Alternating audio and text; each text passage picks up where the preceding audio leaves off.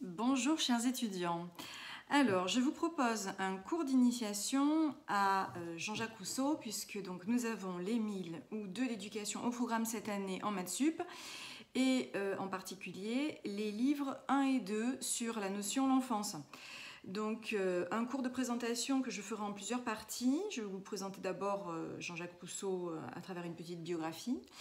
Ensuite, je vous proposerai après ce grand 1, vie de Jean-Jacques Rousseau, donc, je vous proposerai un grand 2 que j'ai intitulé tout simplement l'Émile, projet d'une théorie de l'homme, où j'essaierai d'expliquer son projet global, qui n'est pas du tout un texte consacré uniquement à l'éducation et à l'enfance, mais qui est bien une théorie globale de l'homme. Ce grand 2, je l'aborderai sous plusieurs axes. Une première sous-partie abordera la question de la théorie de l'homme en tant que telle. Une seconde, sa méthode. Je l'ai appelé ce petit 2 une méthode non empirique. Et enfin, je vous proposerai en petit 3 le plan général de l'ouvrage, comme ça vous pourrez resituer la première et la seconde partie, excusez-moi, de ce texte que vous avez donc à lire et à travailler pour l'année prochaine, pour les concours de l'an prochain. Voilà, à partir de là, je pourrais vous proposer un grand 3 plus précis qui sera l'analyse du projet éducatif, et là on entrera vraiment dans le cœur du texte. Donc pour l'instant, je vais suivre ce grand 1, la vie de Jean-Jacques Rousseau. Jean-Jacques Rousseau est un philosophe né à Genève, en Suisse, dans une famille qui cependant est d'origine française.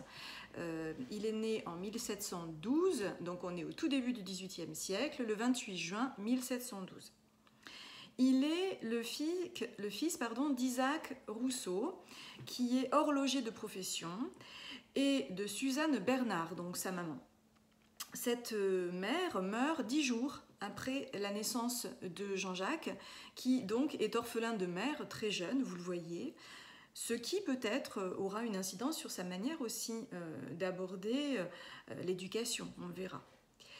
Il appartient, Rousseau, à une famille de réfugiés protestants. Donc vous savez qu'à partir du XVIe siècle, les huguenots, les protestants, ont été persécutés en France. Et beaucoup ont migré vers la Suisse, qui était un des lieux importants du protestantisme. Il y en a globalement 2 en Europe. Donc la Suisse, qui est très influencée par Calvin, et le nord de l'Europe, donc Allemagne, Hollande, qui est plutôt influencée par Luther, 2 lectures particulières du protestantisme. Donc ça veut dire qu'il a été élevé dans la tradition protestante. On pourra en reparler bien évidemment dans l'année ensemble. Ça dit quelque chose aussi de son rapport au monde. Les protestants ont une espèce de crainte à l'endroit de l'excès de plaisir, de l'excès de divertissement également, de pouvoir. On verra que ça se vérifie également dans la posture de Rousseau et dans ses choix intellectuels et philosophiques. Cette ville qu'il a donc accueillie, Genève, est une ville qu'il adore et à laquelle il rend souvent un vibrant hommage. En effet, il considère que c'est la ville qui a su accueillir ses aïeux et sa propre famille, et il se dit volontiers, tout au long de son existence, citoyen de Genève. Il a écrit des articles sur cette ville, fait l'éloge à plusieurs reprises de cette ville.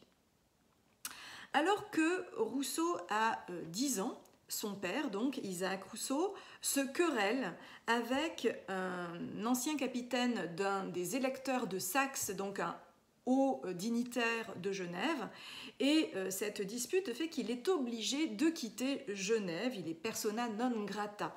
Et donc il va choisir de confier son fils Jean-Jacques à son beau-frère, le frère de la mère de Jean-Jacques Rousseau, qui s'appelle Gabriel Bernard. Jean-Jacques Rousseau va donc vivre séparé de son père à partir de l'âge de 10 ans. Il est placé dans un premier temps en pension avec son cousin Abraham Bernard chez un pasteur et découvre à l'occasion donc de ce placement en pension les plaisirs de la campagne. C'est quelqu'un qui toute sa vie, et notamment durant la dernière période de son existence, fera l'éloge, pensez aux promeneurs, aux rêveries du promeneur solitaire, fera l'éloge de la campagne et des promenades en campagne.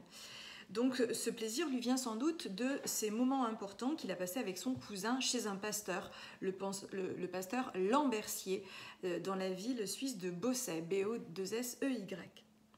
À 12 ans, Jean-Jacques Rousseau va retourner à la ville, va retourner à Genève et va devenir apprenti greffier et ensuite apprenti graveur.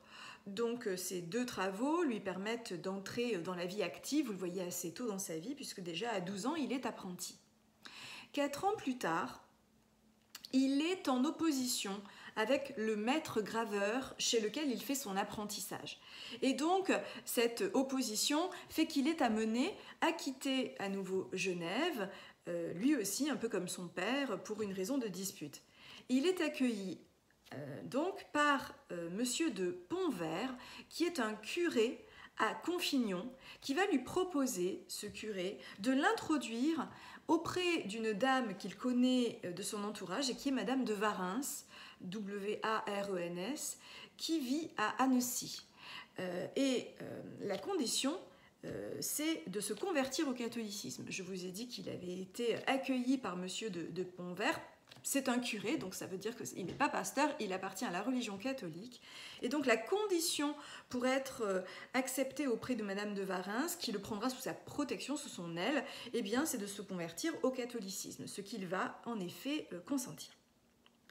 Le 21 mars 1938, jour des rameaux donc, Jean-Jacques Rousseau, 16 ans, va rencontrer pour la première fois Madame de Warens à Annecy. Il part avec elle à Turin pour y être baptisé et va ensuite retourner auprès d'elle, dans un premier temps dans la ville de Chambéry, où elle a une résidence, et enfin dans une propriété à laquelle il va s'attacher tout particulièrement et qui s'appelle les Charmettes, et qui est une petite campagne donc sur la route qui relie Chambéry à Voiron. Donc on est à la limite entre la Savoie et l'Isère, hein, pour vous situer un petit peu ces lieux qui vont être, en fait c'est la Grande Chartreuse, qui vont être les lieux d'épanouissement de ce jeune homme qui va très là aussi rapidement prendre beaucoup de plaisir à ces plaisirs champêtres et à se passionner pour la flore et pour la musique. En effet, ce sont des lieux inspirants, il va s'adonner à la musique et y envisager d'ailleurs une carrière dans ce milieu musical, puisque à l'âge de 30 ans, après avoir passé donc un certain temps auprès de Madame de Warens, il décide de quitter la Savoie pour aller à Paris, tenter sa chance. On est en 1742, il a donc 30 ans pile, et il va chercher à gagner sa vie en tant que musicien. Il va présenter notamment à l'Académie des sciences de l'époque un système de notation musicale qu'il a lui-même inventé, qui est un système de notation chiffrée. Malheureusement, ce projet va être refusé par l'Académie des sciences. Ça ne le décourage pas tout à fait, il s'intéressera toujours à la musique durant toute son existence. L'année suivante, il obtient de devenir secrétaire de l'ambassadeur de France à Venise et donc va découvrir cette ville de Venise, qui est un lieu qui va l'inspirer quant au questionnement qu'il a sur la morale, puisque c'est un haut lieu de plaisir, donc peut-être de dépravation, la Venise du XVIIIe siècle, et donc ça l'interpelle sur la question de la moralité. On s'attend bien sûr à une comparaison systématique entre Genève, qui est un haut lieu de la moralité protestante, et Venise, lieu de perdition catholique. De retour à Paris, après avoir accompagné l'ambassadeur de France à Venise, il rencontre celle qui deviendra sa compagne et qui s'appelle Thérèse Levasseur. C'est une période qui est riche aussi en rencontres. Il fréquente notamment Diderot, qui est en train de lancer, vous le savez, ce projet fabuleux avec d'Alembert de créer une encyclopédie des savoirs qui ne soit pas tout à fait comme les encyclopédies antérieures, à savoir un projet d'un seul homme, c'était le cas notamment de celle de Chambers, mais qui soit un projet collectif où chacun irait de sa spécialité. Et donc on sait que Rousseau va consacrer quelques articles à ce projet global, ce projet collectif. Il devient à la même époque secrétaire particulier de Madame Dupin, qui va lui ouvrir des milieux mondains à Paris. En 1750, c'est une date, vous le voyez, qui est facile à retenir, il va accéder à une espèce de gloire littéraire, donc c'est tout à fait nouveau pour lui, puisqu'il va gagner un concours d'écriture. Alors je rappelle que les académies de l'époque, très souvent, publiaient des concours sur un sujet. Et notamment, l'Académie de Dijon propose une réflexion sur la perversion des bonnes mœurs, et ça donnera lieu à l'écriture de son discours sur les sciences et les arts, lequel va provoquer une très forte polémique parce que, en effet, Rousseau il défend que l'homme est né naturellement plutôt heureux et bon, et que c'est la société qui a fini par le corrompre et le rendre malheureux. Position qui, vous le voyez, est étonnante puisqu'en général on valorise la société et son apport en l'opposant par exemple à un état de nature. Pensez à la thématique hobbésienne, la thématique de Hobbes dans le Léviathan, où la nature est elle-même un lieu de désastre puisqu'on y fait la guerre de tous contre chacun, etc. Et c'est la société qui en quelque sorte est une décision rationnelle de faire sécession avec cet état naturel insupportable et d'y conquérir sécurité et éventuellement liberté. Eh bien, vous le voyez, là, c'est une inversion de ce rapport, puisque la société est ce qui corrompt et ce qui rend malheureux les êtres humains plutôt bons à la naissance. Vous verrez que là aussi, des liens sont possibles avec la thématique de l'Émile, on en reparlera. En 1752, il compose un intermède musical, donc vous voyez qu'il n'a pas tout à fait renoncé à cette pratique de la musique, qui est présenté devant Louis XV, roi de France, à Fontainebleau, dans le château de Fontainebleau. Et cet intermède, qui s'intitule Le Devin du village, connaît un franc succès. Il publie d'autre part son premier ouvrage politique majeur, intitulé Le discours sur l'origine et les fondements de l'inégalité parmi les hommes, en 1755. Une polémique d'ailleurs en découle également avec un autre grand intellectuel de ce temps qui est Voltaire, qui est un petit peu plus âgé que Rousseau. Voltaire est quelqu'un que Rousseau admire beaucoup, mais avec lequel il aura plusieurs conflits intellectuels durant toute son existence. En 1756, un an plus tard, il s'installe avec Thérèse Levasseur dans une propriété en banlieue parisienne, dirait-on aujourd'hui, qui est à Montmorency. Et il va commencer là-bas la rédaction d'un texte dont vous avez sans doute entendu parler ou que vous avez peut-être lu, qui s'appelle La Nouvelle Héloïse, qui est un texte de littérature qu'il publie avec un franc succès, là encore, c'est vraiment un grand succès, en 61. Donc l'écriture commence en 56, la publication est en 61, et c'est un texte qui accroît sa renommée littéraire. Il publie également une lettre sur la Providence, en réaction à un poème de Voltaire sur le désastre provoqué par un séisme à Lisbonne. Et là encore, entre les deux auteurs, entre Voltaire et lui, une nouvelle polémique éclate. En 1758, durant cette période très prolixe d'écriture, Rousseau écrit la lettre à d'Alembert sur les spectacles et s'oppose au clan des philosophes en défendant un certain type de rapport très spontané et très populaire à la fête, alors que les spectacles intellectuels, tels qu'on les donne dans des théâtres à l'italienne, avec ce côté frontal du spectacle, où l'on y cultive l'ironie, le mensonge, etc., lui déplaît particulièrement. Donc il va faire l'éloge de la fête populaire contre le spectacle intellectuel, et là aussi, vous le sentez bien, il ne se fait pas que des amis. En 1762, il publie un ouvrage très important et que, en philosophie, on travaille de manière assez systématique, qui s'intitule Le contrat social. Il fait partie donc de ces auteurs qu'on appelle les philosophes contractualistes, c'est-à-dire qu'ils considèrent qu'il a fallu, pour créer la société, contracter donc, entre les hommes, élaborer une société de manière artificielle.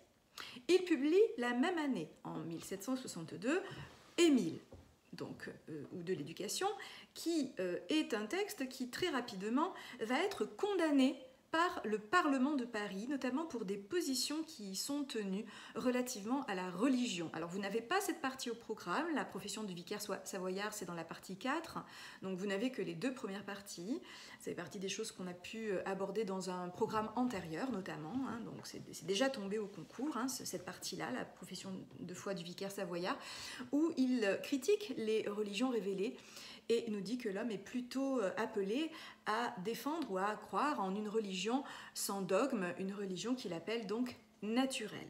Cela déclenche les foudres du Parlement de Paris. Ces livres vont être brûlés publiquement, c'est le cas de l'Émile, mais c'est également le cas du contrat social qui est condamné par le Conseil de Genève cette fois, et là aussi brûlé publiquement. Donc contrat social et Émile, deux textes qui paraissent la même année en 62 et qui ont à peu près la même réception calamiteuse puisqu'ils sont et condamnés et brûlés. Rousseau est malheureusement très ému de ce qui lui arrive alors qu'il avait une gloire littéraire. Et bien ces deux textes sont fort mal reçus et il s'en émeut. Alors c'est sans doute un personnage qui est un peu soupolé, qui a une forte tendance au sentiment de persécution, un peu paranoïaque hein, pour le dire simplement, et donc c'est quelqu'un qui va fuir ce qui lui semble être une cabale contre lui hein. Donc il s'enfuit d'abord de Montmorency où il vivait, je vous le rappelle, avec Thérèse, et se réfugie en Suisse. Puis, il est rejoint par Thérèse dans la première ville, à Yverdon, puis ensuite à Motier, où il s'installe donc durablement. La maison de Motier, donc, où il s'était installé, est lapidée, donc des jets de pierre contre cette maison. Et là aussi, Rousseau a très très peur et s'enfuit sur l'île Saint-Pierre, sur le lac de Bienne. Mais il en est malheureusement, là encore, expulsé. Il est convaincu que le monde entier conspire contre lui et va voyager à travers l'Europe pour fuir ses ennemis littéraires et politiques qu'il s'invente sans doute un peu aussi. Mais enfin, bon, c'est vrai qu'il ne s'était pas fait, je vous l'ai dit, que des amis dans la publication de ces deux textes houleux. Il commence durant son séjour en Angleterre notamment, hein, puisque parmi ses haltes, il en est une importante avec Thérèse, qui se fait en Angleterre, où il rencontre d'ailleurs le philosophe célèbre David Hume, H-U-M-E, qui est un philosophe empiriste du XVIIIe siècle très important.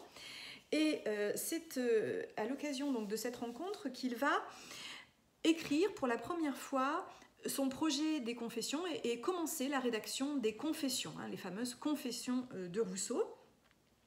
Alors, il est d'un tempérament décidément difficile, Jean-Jacques, puisque après s'être brouillé avec Voltaire plusieurs fois, hein, ce grand modèle qu'il a adoré, mais avec lequel il se dispute souvent, il se dispute aussi avec Hume, qui ne comprend d'ailleurs pas trop pourquoi Rousseau se scandalise de certaines choses. Donc, il repart en France, Rousseau s'installe non loin de Paris, où il fait des lectures publiques des confessions qu'il vient d'achever. Il rédige également des dialogues, les confie à un philosophe de son temps qui s'appelle Condillac. En 78, il travaille aux rêveries du promeneur solitaire qui sont restées inachevées. Donc c'est le dernier texte composé. Il décède le 2 juillet, donc je vous avais donné l'année, on est en 78, hein, et il va décéder à l'âge de 66 ans, excusez-moi pour cette hésitation, le 2 juillet. Il est inhumé dans un premier temps au parc de l'île des Peupliers à Ermenonville, et puis en pleine Révolution, en 1794, alors qu'il est mort depuis presque 20 ans, son corps va être transféré d'Ermenonville à Paris. En effet, un grand cortège va suivre sa dépouille qui séjourne donc une nuit à l'ermitage de Montmorency le temps du transfert, et son catafalque va être présenté au peuple dans le jardin des Tuileries, et son corps maintenant repose au Panthéon, et l'ironie veut qu'il soit déposé, ce catafalque, face à celui de Voltaire, son ami et ennemi de toujours. Donc c'est un personnage, vous le voyez, qui a eu une espèce de gloire posthume, dans la mesure où il a été récupéré par toute une tradition révolutionnaire qui voit dans le contrat social et dans certains de ses écrits une source d'inspiration pour l'élaboration de la nouvelle République. Voilà pour cette petite présentation de la vie de Jean-Jacques Rousseau. Je vous proposerai donc la fois prochaine un grand 2 où je travaillerai sur le projet d'une théorie de l'homme chez Émile, dans l'Émile de Rousseau. Merci beaucoup de votre attention. Excusez-moi pour les petits couacs, mais on est en fin de journée et je suis un peu fatiguée. À bientôt.